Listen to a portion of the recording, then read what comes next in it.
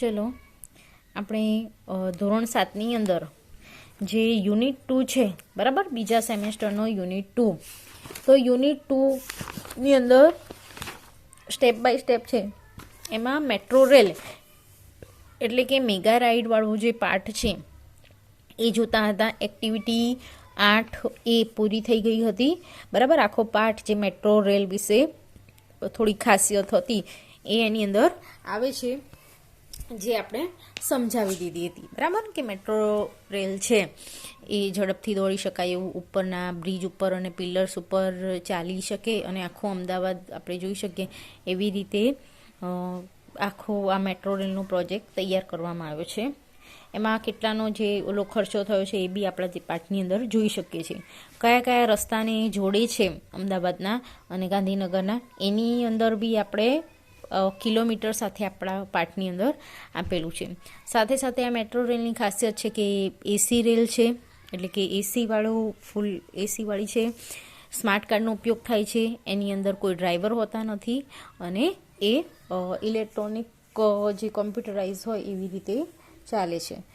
તો આપણે મેટ્રો રેલની અહીંયા વાત કરી હતી, એટલે કે એક્ટિવિટી 8 એ આપણે કમ્પ્લીટ કરી હતી. હવે આપણે જોઈશું 8B. 8Bની અંદર છે કે put cross on the wrong option and make the statement true, read allowed. કે અહીં તમારે ક્રોસ કરવાનું છે કે બે જે કોઈ પણ જગ્યાએ ઘાટા અક્ષર આપેલા છે એમાંથી બે ઓપ્શન આપ્યા છે, એ બેમાંથી જે ખરું હોય એ રાખવાનું છે અને ખોટું જે વિધાન હોય એ ખોટા વિધાન ઉપર ચેકો મારવાનું છે, એટલે કે ચોકડી કરવાની છે. અને આખું જે વિધાન હોય એ પછી આપણે કરેક્ટ કરવાનું છે અને રીડ અલાઉડ એટલે કે મોટેથી વાંચવાનું છે. તો એની અંદર આપણે જોઈએ કે પહેલું વાક્ય છે કે ઈસ્ટ વેસ્ટ અને અહીંયા north south corridor will connect two parts of Ahmedabad. તો અહીં આપણે જોઈએ છે કે ઈસ્ટ વેસ્ટ છે એ કોરિડોર હતી, એ અમદાવાદના બે ભાગને જોડે છે. નોર્થ સાઉથ એ આવશે નહીં. એટલે આપણું જે સાચું વિધાન છે આને ચેકી નોર્થ અને સાઉથને ચેકી અને થઈ જશે કે east west corridor will connect two parts of Ahmedabad. બીજું છે travellers will travel in mega trains with a ticket or smart card. બે અહીંયા ઓપ્શન આપ્યા છે, પણ આપણે અહીંયા પાઠની અંદર બતાવ્યું છે કે જે ટ્રાવેલર્સ હોય, મુસાફરો હોય, એ મેગા જે ટ્રેન છે એની અંદર ટિકિટનો ઉપયોગ કર્યા વગર જ, એટલે કે સ્માર્ટ કાર્ડનો ઉપયોગ દ્વારા એ એની અંદર બેસી શકશે બરાબર, ટ્રેનનો મજા માણી શકશે. તો આપણે લખીશું જે ટિકિટ છે એને ચેકી અને આખું વાક્ય બનશે કે travellers will travel in mega trains with smart card. ત્રીજું વાક્ય છે most of the metro trains will run ખાલી જગ્યા અંડરગ્રાઉન્ડ ઓર ઇલેવેટેડ રૂટ. કે મોસ્ટ ઓફ મેટ્રો ટ્રેન, કે મેટ્રો ટ્રેનના જે રૂટ છે એટલે કે જે રસ્તા છે એ કેવા છે, તો અંડરગ્રાઉન્ડ છે કે એલિવેટેડ. તો અંડરગ્રાઉન્ડ ઓછા છે, એલિવેટેડ વધારે છે, ઊંચી ઊંચી જગ્યાએથી પસાર થતા હોય એવા રસ્તા છે, જેથી કરી અને આપણે આખું જે અમદાવાદ હોય એને જોઈ અને એના સૌંદર્યની મજા માણી શકીએ. એટલા માટે આ વાક્ય થશે કે most of the metro trains will run on elevated route. ચોથું વાક્ય છે mega train will run with or without drivers. કે મેગા ટ્રેન છે એ દોડશે, પણ કોનાથી? અહીંયા આપ્યું છે કે વિથ, ડ્રાઈવર વડે કે ડ્રાઈવર વગર. તો આપણે પાઠની અંદર જોયું કે વિધાઉટ ડ્રાઈવર્સ એ દોડશે, એટલે અહીંયા વિધાઉટને રાખવાનું છે અને વિથને ચેકી દેવાનું છે. આખું વાક્ય બનશે Mega train will run without drivers. પાંચમું વાક્ય જોઈએ terminus for east west corridor will Thaltej crossing or Kalupur. કે terminus for east west corridor છે, તો આપણે પાઠની અંદર આપણે જોઈએ છીએ કે ઈસ્ટ વેસ્ટ જે કોરિડોર છે, તો ઈસ્ટ વેસ્ટ જે કોરિડોર છે કોને ક્યાંથી પસાર થાય છે, તો એ થલતેજ ક્રોસિંગ એટલે કે થલતેજ 4 રસ્તાથી જાય છે, જેથી કરીને કાલુપુર છે ત્યાં જતા નથી. એટલે એ આ ભાગ આપણે કટ કરવાનો છે અથવા તો એને ચેકી દેવાનો છે અને વાક્ય લખવાનું છે સાચું કે the terminus east west corridor will be Thaltej crosses. બરાબર. હવે આપણે પાના નંબર 25 ઉપર જોઈએ સી આન્સર ધ ક્વેશ્ચન. કે આ જે ક્વેશ્ચન આપેલા છે આપણી પાઠની અંદરથી જે ક્વેશ્ચન પૂછ્યા છે મેટ્રો ટ્રેન વિશેના પાઠમાંથી એના વિશે આન્સર આપવાના છે. આન્સર ધ ફોલોઈંગ ક્વેશ્ચન, કે નીચે જે આપેલા છે એ પ્રશ્નોના ઉત્તર આપો. પહેલું છે how many lines will be the first phase of Mega, name them. તો આપણે અહીંયા હાઉ મેની લાઇન્સ કે કેટલા જે તબક્કાઓ છે, આ જે મેગા ટ્રેન છે એના તબક્કાઓ કેટલા છે, તો આપણે અહીંયા પહેલાં જોયું કે એના જે તબક્કાઓ છે બરાબર એ 3 જાતના છે. એની અંદર આ ફર્સ્ટ ફેઝ છે, આ એમાં છે નોર્થ સાઉથ કોરિડોર, બીજો ફેઝ છે એમાં ઈસ્ટ વેસ્ટ કોરિડોર, અને ત્રીજો છે એ અંડરગ્રાઉન્ડ કોરિડોર. એમ કરી અને 3 આપણે ફેઝ જોવા મળે છે. એટલે હાઉ મેનીથી પ્રશ્ન પૂછ્યો છે તો આપણે લખીશું કે there are 3 lines will be in the first phase of Mega, name them. તો ત્રણેયના નામ આપવાના છે, ઈસ્ટ વેસ્ટ, નોર્થ સાઉથ અને અંડરગ્રાઉન્ડ. પછી છે બીજો question, which line will be connect eastern and western Ahmedabad, કે કઈ જે લાઇન છે એ અમદાવાદનો પૂર્વ અને પશ્ચિમ વિસ્તારને જોડશે. તો પૂર્વ પશ્ચિમ વિસ્તારને જોડતી હોય એવી કઈ છે, તો East west corridor. East west corridor છે એ એને જોડે છે, અમદાવાદના ઈસ્ટર્ન પૂર્વ પશ્ચિમ ભાગને જોડે છે. ત્રીજું છે vote will be the total distance between Kalupur and Thaltej crossing, કે કાલુપુર અને થલતેજ ક્રોસિંગ વચ્ચેનું ડિસ્ટન્સ એટલે કે જે રસ્તો હોય એનું જે માપ કેટલું છે. તો આપણે જોઈએ કે ટોટલ લેન્થ છે એ 10.90 km. બરાબર, અહીંયા લખ્યું છે જો કે કોમર્સ ક્રોસિંગ, પછી અહીંયા લખ્યું છે થલતેજ ક્રોસિંગ. બરાબર, તો આવી રીતે આપણે જવાબ લખીશું કે the total distance between Kalupur and Thaltej crossing is 10.90 km. એસ. પછી જુઓ ચોથો કે what does it mean by elevated route, કે એલિવેટેડ રૂટ એનો મતલબ શું થયો. તો આપણે જોયું હતું કે અંડરગ્રાઉન્ડ હોય એ જે બ્રિજ હોય એના નીચે થઈ અને આપણી ટ્રેન પસાર થાય છે, જ્યારે મેગા ટ્રેનમાં એલિવેટેડ રૂટનો ઉપયોગ વધારે કરવામાં આવ્યો છે. કેમ? કારણ કે એલિવેટેડ રૂટનો મતલબ થયો કે ઊંચાઈવાળા જે વિસ્તાર ઉપર થઈ અને ટ્રેન દોડે તો જે મુસાફરો હોય, ટ્રાવેલર્સ હોય એ અમદાવાદને જોઈ શકે અને એની મજા માણી શકે, એનું જે સૌંદર્ય હોય એની મજા માણી શકે.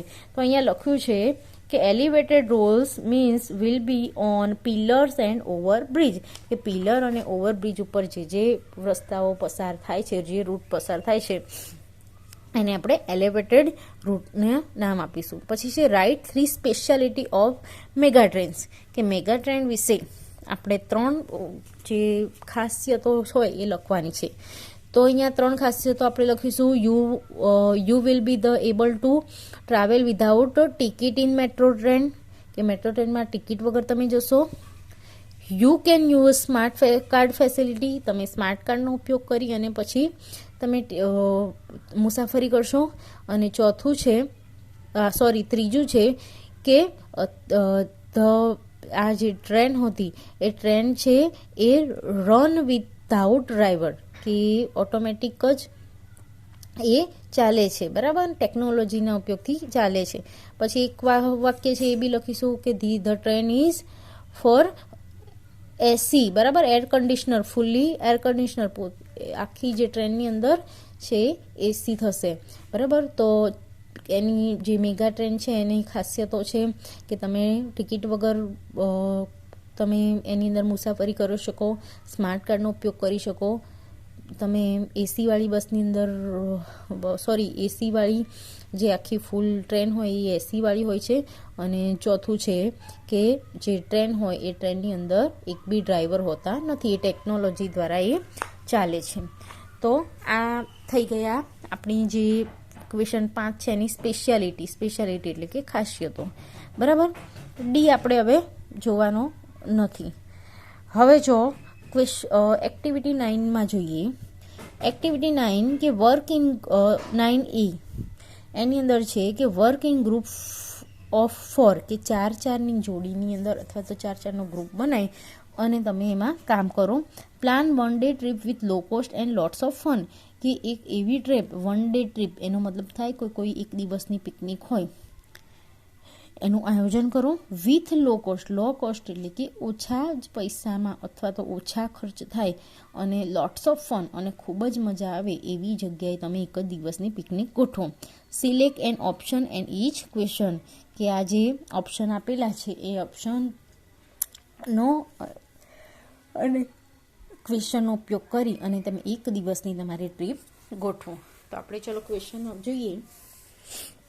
તો પહેલું છે question, where will you go, કે હવે જો ઓછા ખર્ચમાં અને ખૂબ જ મજા માણી શકાય એવા વિસ્તારમાં જવું હોય તો વેર વિલ યુ ગો. તેની અંદર આપણે 3 ઓપ્શન આપે છે કે નિયર બાય ફાર્મ, કે ખેતરની નજીક જવું છે, નિયર બાય બાજાર એટલે કે બજારની નજીક માર્કેટની નજીક જવું છે, કે નિયર બાય વોટર પાર્ક કે વોટર પાર્કની નજીક જવું છે. તો આપણે 3 ઓપ્શન છે એની અંદર જોઈએ કે બજારની જે નજીક જઈએ તો બજારમાં કંઈ ફરવા લાયક હોતું નથી, બરાબર, એટલું બધું કંઈ ખાસિયત હોતી નથી.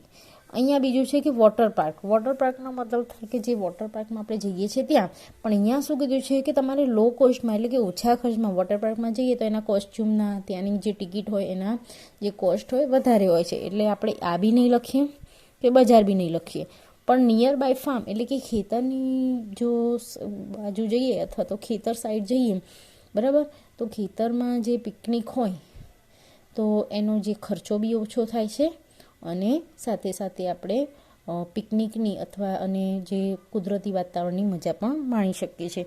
એટલે ખેતરની આજુબાજુ જે પિકનિકમાં જઈએ તો ખૂબ મજા આવે છે, બરાબર. એટલે મેં અહીંયા નિયર બાય ફાર્મ એ ખરું કર્યું છે. બીજો પ્રશ્ન આપણો છે કે હાઉ વિલ યુ ગો, કે તમે ત્યાં કેવી રીતે જશો. તો હવે ખેતરમાં જવું છે, બરાબર, તો ખેતરમાં જવા માટે 3 અહીંયા ઓપ્શન આપે છે.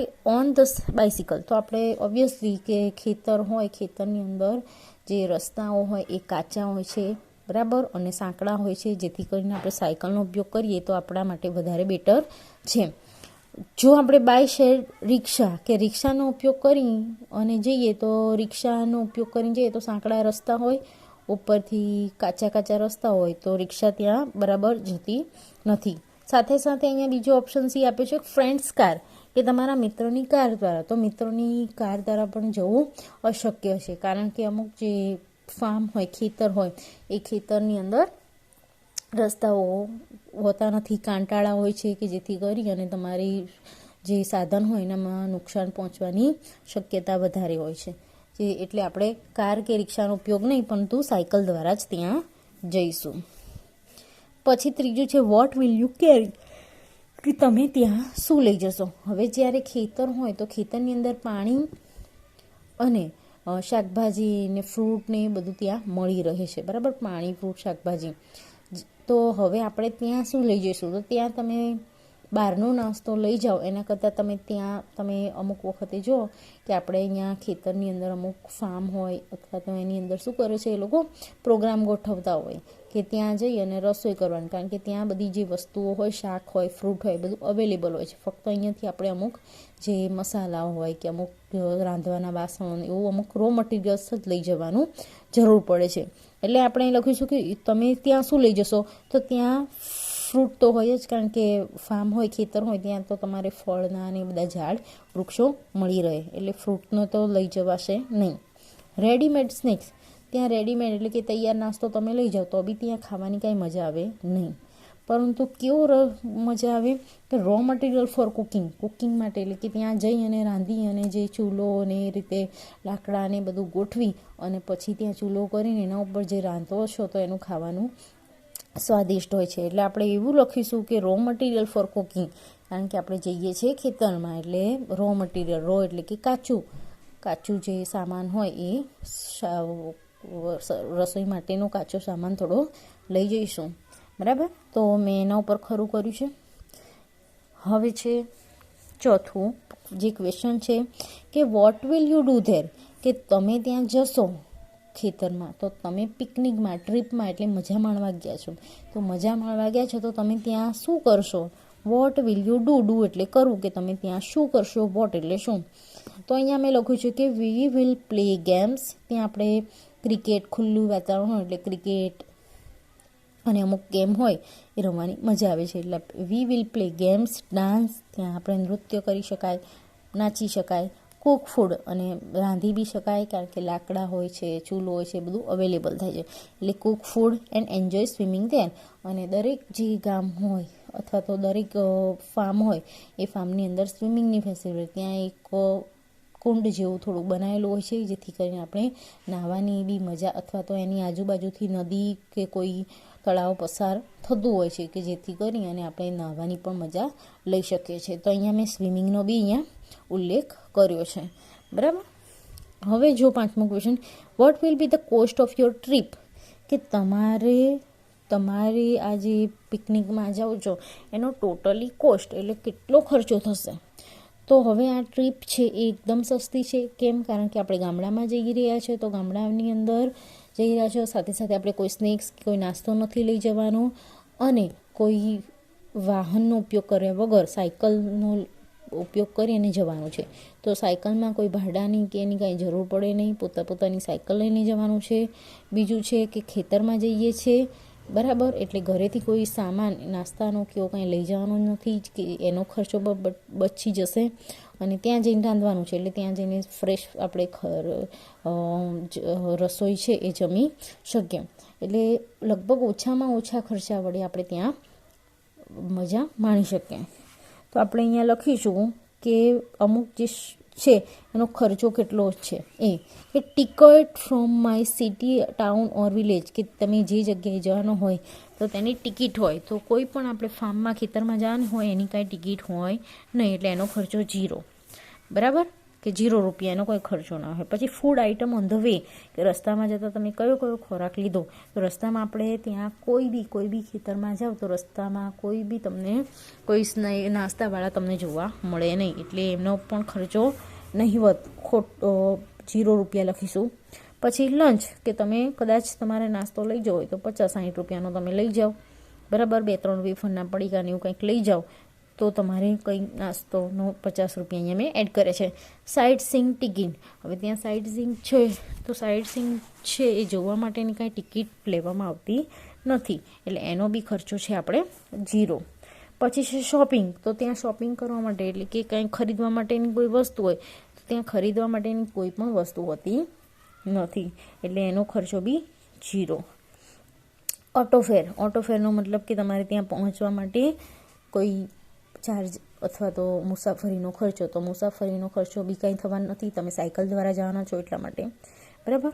અને મિસસેલેનિયસ એક્સપેન્સીસ, કે બીજો વધારાનો ખર્ચો, તો બીજો વધારાના ખર્ચો બહુ તો આપણે જાણીએ કે વાસણને બધું લઈ જઈએ તો 100-200 રૂપિયાનો થાય. એમ કરીને ટોટલ આપણો કોસ્ટ છે એ ટોટલ આપણે અહીં 50 રૂપિયા અને આ છેલ્લે 200 રૂપિયા એડ કર્યા, એટલે ટોટલ 250 રૂપિયા કદાચ આપણે થઈ શકે છે ટોટલી આ જે ટ્રીપ હતી એનું. બરાબર, એટલે ટોટલી ટ્રીપનો જે ખર્ચો 250 રૂપિયા મેં અહીંયા લખ્યો છે.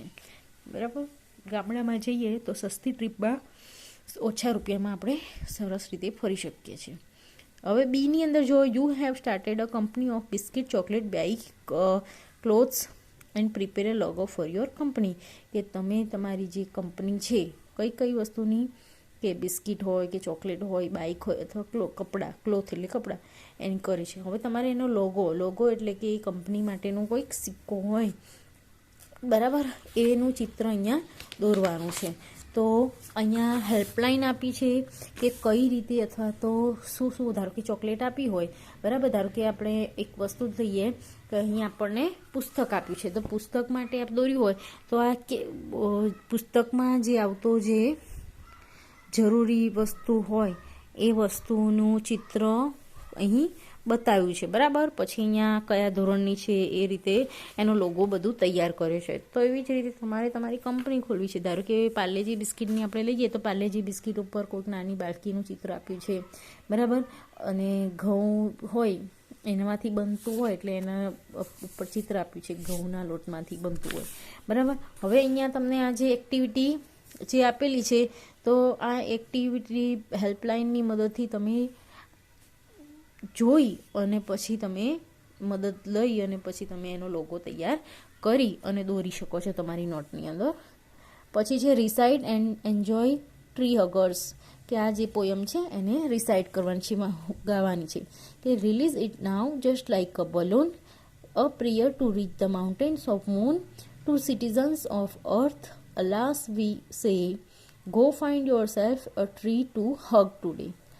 And if a grown-up says don't be a fool, or is that what they are teaching you in a school? Just find this poem and read this simple rhyme. It's cool to hug a tree from the time to time. Children, this is how the world can be, making earth plan A and not a plan B.